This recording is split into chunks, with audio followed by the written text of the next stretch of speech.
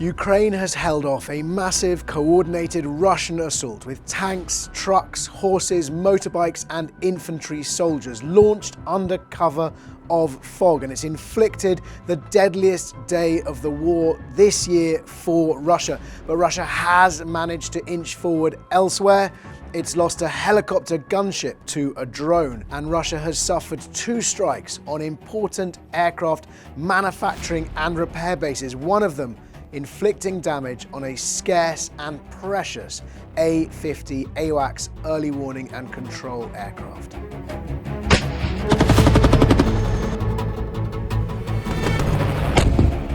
Kharkiv again. My name is Jerome Starkey. I'm the defence editor at The Sun newspaper, and this is Frontline, your weekly roundup of the most important news from the war on Ukraine. There have been fierce clashes across the front line. Unusually large-scaled assaults launched by Russian forces. We're going to start with what's happened in Lyman, in the northeastern front near Sloviansk. Russian forces have launched an armoured assault. We haven't seen armoured assaults, large armoured assaults, very much for years, because the minute big vehicles, large concentrations of vehicles mass, they are vulnerable to long-range fires, to drones and precision missiles. Why have Russia massed them now? Probably 2 reasons. They are trying to launch their spring offensive to regain momentum, or at least increase momentum on the battlefield, and also because of the weather. The weather along the front, it was rainy and foggy. That makes it difficult for the drones, for the surveillance drones to fly, hard for the Ukrainians to see what was coming, but they seem to have succeeded nonetheless. We've heard from the 66th Separate Mechanized Brigade. They're saying that they destroyed 10 all-terrain vehicles, 6 armoured vehicles, so those are BMPs and BTRs, and at least 5 motorbikes. This was a major assault launched by Russia's 423rd and 488th Motor Rifle Regiments, reportedly including a significant multiple of that number of vehicles that was destroyed, including, according to one account, at least 2 tanks as well, but no confirmation that those tanks were destroyed, but armoured vehicles, all-terrain vehicles, and lots of soldiers as well. One account suggesting at least 50 soldiers killed in that fight in just one location. That was on March 19th, but in the 2 previous days, there were assaults across at least 12 locations further south, between Rodinsky and Huliapole in the southeastern Zaporizhia, Donetsk to Zaporizhia direction. The Magyar Birds, that's Robert Brovdy's unmanned systems units, claiming that they killed in 1.5 days, or rather killed and injured 900 Russians just in that area. And separately, Ukraine's general staff suggesting that the toll in a single day was 1,700 Russian soldiers, and in the next day 1,500 Russian soldiers. So indicative of 2 things, but principally indicative of the effort, the push that Russia has put in this last week, and Ukraine's attempts to stop them. Today, we've seen footage, very dramatic footage, of a Ka-52 helicopter gunship that's known as an Alligator by NATO. It looks a little bit like an Apache perhaps, but it's got twin rotors on top, counter-rotating rotors, so it doesn't have a tail rotor. That's what makes it very distinctive. Hit by a drone. So we've seen footage of the drone flying into that helicopter and a separate angle showing that helicopter on fire. It managed to make some sort of landing. Russia claiming that the crew escaped, Ukraine claiming that the crew were hunted down and killed by drones. I did say Russia is making gains, the most significant gains probably at the moment around Omelnik in Zaporizhia, and there is suggestions that their objective for this spring and perhaps into summer offensive is Orikhiv. Orikhiv is the town from which Ukraine launched its much vaunted summer offensive in 2023 in an attempt to break through and south towards the Sea of Azov. Ukraine's objective then was to cut what's known as the land bridge that supplies Crimea. So that's the strip of land on the north coast of the Sea of Azov that links Russian sovereign territory through Donetsk to Crimea. Ukraine was unable to do that. If the Russians can push forward into Orikhiv, then of course, as we've talked about before, that creates the risk that Zaporizhia city, one of Ukraine's key cities, logistical hubs, comes within range of rocket artillery. That's one of the, tube artillery, so that's howitzers, potentially even mortars, and becomes more vulnerable to smaller drones. And the smaller the drones, the more available they are, the more likely that the rate of attacks increases. Moving now to the long-range fight. We've talked about the close battle. In the long-range fight, Ukraine has hit 2 sites linked to the manufacture and maintenance of Russia's Ilyushin cargo planes, both Ilyushin transport planes and refueling planes. And these 2 sites were respectively 800 and 600 kilometers inside Russian territory, so significant for their range, but perhaps more significant because this is that attempt to degrade Russia's military infrastructure. We talked last week about hitting a factory that makes parts for air defense missiles. That's been so consistent and so important. These sites, one of them in Ulyanovsk and the other in Novgorod, manufacturing one and repairing the other. And just today, Ukraine's general staff has said that in the repair site, they damaged an A-50 Beriev. That is effectively like a flying air traffic control aircraft. These are incredibly expensive. They're worth about 260 million. In 2024, beginning of 2024, you may remember Ukraine shot 2 of them down. British Defence Intelligence talked about how scarce these are, how few of these aircraft Russia has, and how important they are because they allow Russia to get a picture of the aerial battle space. And that's vital with so many drones flying around, so many missiles flying around, helicopters moving about, and of course, strategic and tactical fighters and bombers involved in this fight. You need those sorts of aircraft to try and give commanders a clear battle picture. And without them, that gives Ukraine a real edge or an advantage in trying to attack and deter Russian aircraft. And we have seen Russian aircraft reluctant to come to the front because of the risks of being shot down. We've also seen in Dovzhansk in Luhansk province, about 150 kilometers inside or beyond the front lines, an air defense depot being hit. That is key because it builds on what happened last week, trying to degrade the air defense capability, and particularly the Pantsir systems, which are vital for Russia for short-range air defense against drones. So that's a significant strike in the last week. We've also seen a big hit on an oil refinery in Labinsk in Russia, in Krasnodar Krai. That was on March 16th. So March 16th was a really busy day, busy night for Ukraine. Some 18 of the 20 oil storage sites there destroyed. Russia, of course, continues to hit back. It's been a big week as well for Russian strikes. 1,420 missiles and drones fired across Ukraine in the last 7 days.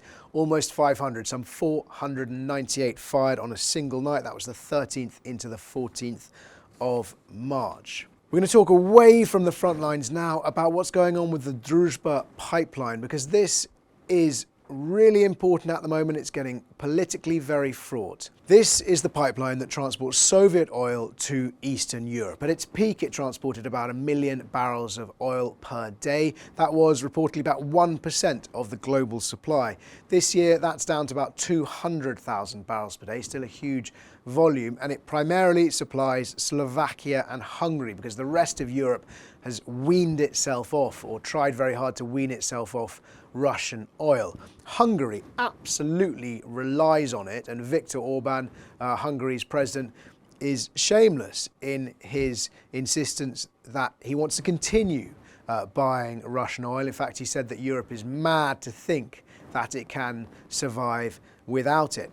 But on January 27th, that pipeline stopped pumping. Now, Ukraine has blamed Russia. Russia and Hungary have blamed Ukraine. Hungary's not getting its oil, so Orban is blocking, vetoing EU attempts to give Ukraine money. The European Union had agreed to give Ukraine a 90 billion euro loan to effectively cover its government costs. Without that loan, Ukraine will run out of money this year. Effectively, services could just shut down.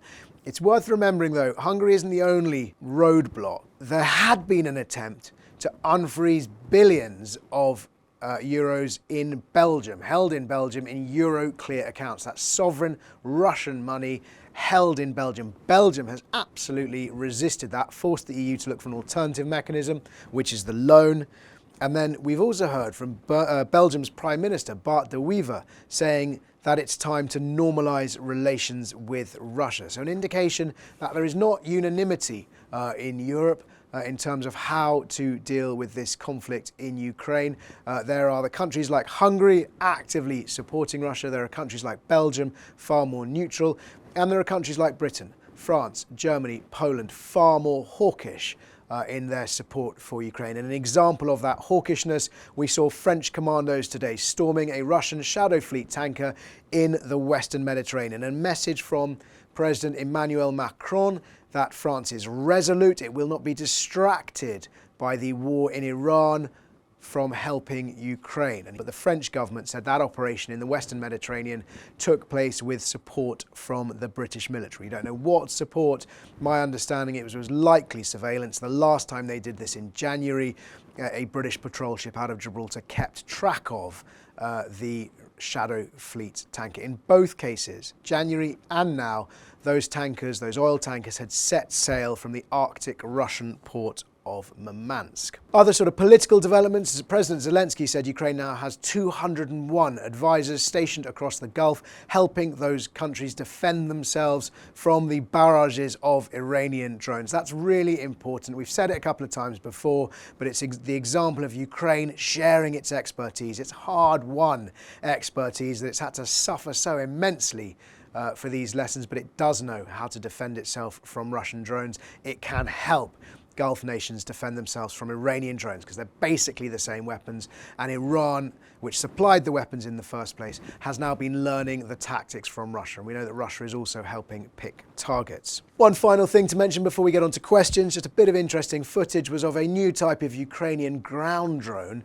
that is being used as a mothership for fibre optic drones. So effectively a ground drone can go forward, then it can launch fibre optic drones, which are obviously very difficult to jam.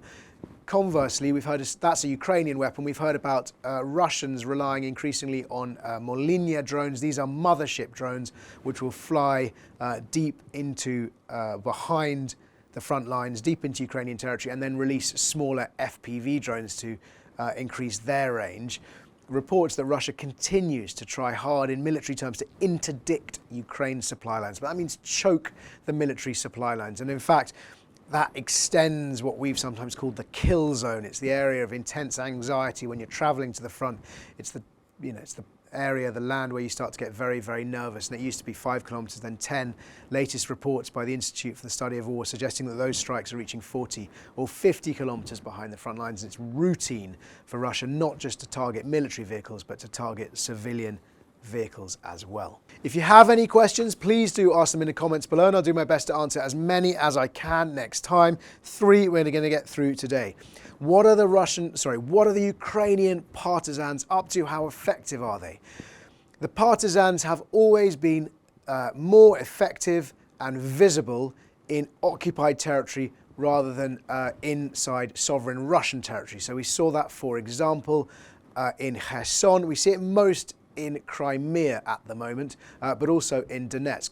In Crimea, there's an organisation called Atesh, founded in 2022, primarily Crimean Tatars. Crimean Tatars have long wanted autonomy or independence for Crimea. They've been behind a number of strikes. Earlier this year, blowing up a substation on a train line, which paralysed a Russian logistics supply. More recently, Atesh have reported that Russia is looking at replacing the commanders of the peninsula's air defence forces. So once again, talking about how important air defence is because of the number of successful strikes. Now, Atesh haven't always broadcast how they may have been involved in helping those strikes, but we have seen a number of very successful targeted strikes against airfields aircraft and air defences across the Crimean Peninsula by both the SBU intelligence service and Ukraine's GUR intelligence service. Whilst I don't have evidence, a sensible analysis would suggest that perhaps a group like Atesh is cooperating with Ukraine's intelligence services. Question number 2. Why use a Storm Shadow when you have Flamingos? Storm Shadows are the very expensive, sophisticated, stealth, bunker-busting, air-launched weapons, missiles donated to Ukraine by Britain and France. The French versions are called Scalp. Flamingo is the sovereign Ukrainian-made long-range cruise missile. They're very, very different weapons. The Flamingo, in some senses, significantly more formidable. It's got a much longer range. Ukrainians claiming up to 3,000 kilometers. It's designed to carry a warhead that weighs a ton. Storm Shadow, much shorter range, up to about 350 miles. That's about 500 kilometers, about a sixth of the range. And its warhead is only 450 kilograms. So smaller range, smaller warhead. But the Storm Shadow is more advanced. The way it flies, the way it maneuvers, it can hug the terrain, it can fly lower. Then just before it hits its target, it rears up into the sky and sort of hits it almost from vertically above it. It has a double fuse, so it's designed to be bunker busting, to penetrate hardened targets. And because of those stealth properties, it's more likely to be able to evade air defences. So for precious targets within its range, the Storm Shadow, a better missile. Final question, why is China so quiet? Well, I'm not sure that China is quiet, but I mean, we're focused on Ukraine. There's so much attention on Iran and the Gulf.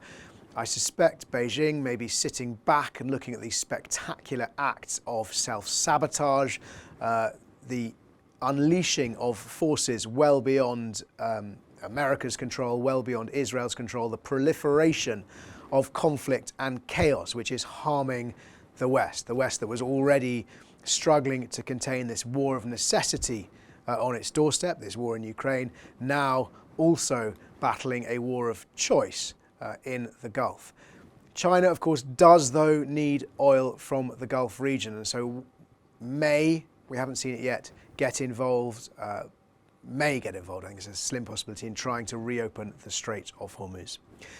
Thank you very much for your questions. If you do have any, please ask them in the comments below, and I'll do my best to answer as many as I can next time.